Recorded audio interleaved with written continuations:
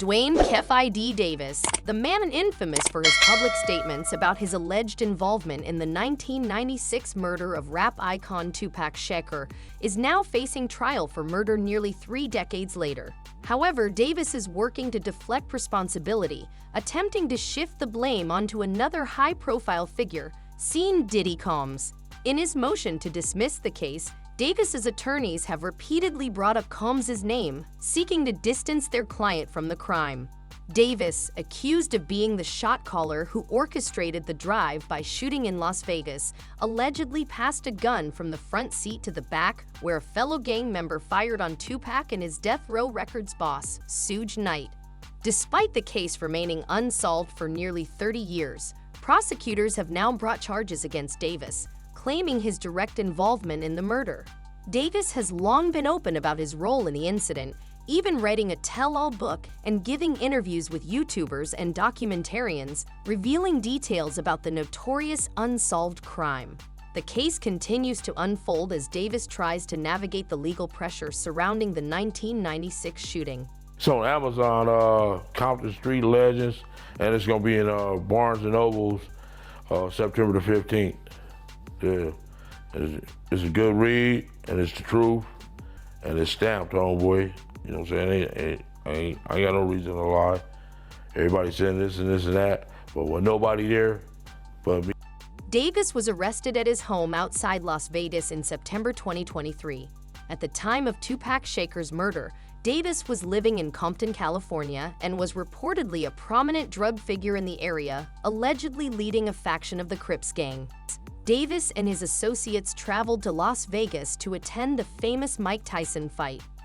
After the fight, Shakur reportedly attacked Davis's nephew, Orlando Anderson, at the MGM Grand Hotel, an incident captured on video. Following this altercation, Davis claimed he was ready to retaliate. Shakur was shot multiple times while riding in the passenger seat of a car at a stoplight and later died from his injuries in the hospital. The driver, Suge Knight, the head of Death Row Records, was also shot but survived. Davis's attorneys filed several motions to dismiss the case, one of which argued that Las Vegas prosecutors waited more than 25 years before bringing charges against him. Although there is no statute of limitations on murder, the defense suggested that the delay indicated something was wrong with the case. They also insinuated that the prosecution had acted maliciously in deciding to charge Davis after such a long period of time. During one court hearing, Davis himself directly called out those investigating him. I'm in a life situation and I won't say anything to save my life. The defense made another significant argument that prosecutors and investigators had allegedly offered Davis immunity. Here's some background. Davis reportedly went to prison in the late 90s on drug charges and served around 5 years. Upon his release, he supposedly returned to the drug trade. When investigators brought him in for questioning, they supposedly offered him a proffer, which would involve him providing information in exchange for immunity from prosecution. Davis claimed that he eventually became a confidential informant for a task force investigating the murder of Biggie Smalls, who was Shakur's main rival and was killed in Los Angeles. Prosecutors, however, rejected Davis's claims, arguing there was no evidence to support the idea that he had been offered immunity. They also pointed out that even if he had been offered some kind of protection from prosecution in California or federal courts, that wouldn't apply to his case in Nevada. Ultimately, the judge sided with the prosecution and denied the defense's motion, allowing the case to proceed. When discussing cases like Davis's, where the stakes are high and the details are complex, it raises a lot of questions about legal strategies, the passage of time, and the pursuit of justice. One of the most intriguing aspects of the motion to dismiss in Davis's case is his repeated mention of seeing Puffy Combs over the years.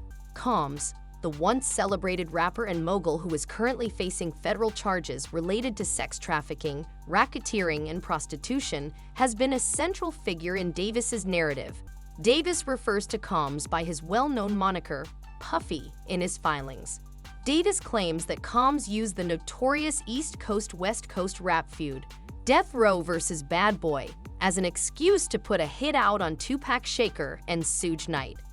Davis has changed his story multiple times over the years, sometimes admitting to his involvement in the events and at other times denying it. For instance, during a 2008 interview with a task force, Davis gave detailed confessions consistent with his later public statements and interviews, including his book and appearances on YouTube. However, during an earlier 1999 FBI interview, Davis gave a different account, saying he didn't know who killed Tupac or Biggie, and implying that either associates of Combs or Death Row could have been responsible. His shifting narratives make it difficult to gauge the full extent of his credibility. According to Davis, he was introduced to Combs in the early 90s by Eric Zip Martin, another alleged drug dealer. Davis recalls meeting Combs at the Paradise nightclub on Santa Monica Boulevard.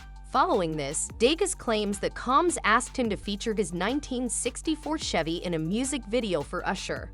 After the car was damaged during the video shoot, Combs allegedly paid $2,500 to repair it.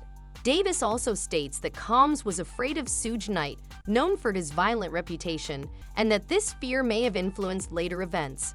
Davis also provided details about a 2008 meeting where Combs allegedly solicited him to have Knight and Shakur killed. According to Davis, during a concert in Anaheim, California, Combs offered him $1 million to carry out the hit. Later, after Shakur was shot, Combs reportedly called Davis to inquire if the attack was the result of the hit being carried out. Davis claims that although he and his nephew Orlando Anderson were involved in the shooting, they never received the promised payment. He believes Combs paid Zip Martin instead, who kept the money. In a recorded 2008 interview with the LAPD, Davis confessed to being involved in the Tupac murder, affirming that Combs played a role in orchestrating the hit.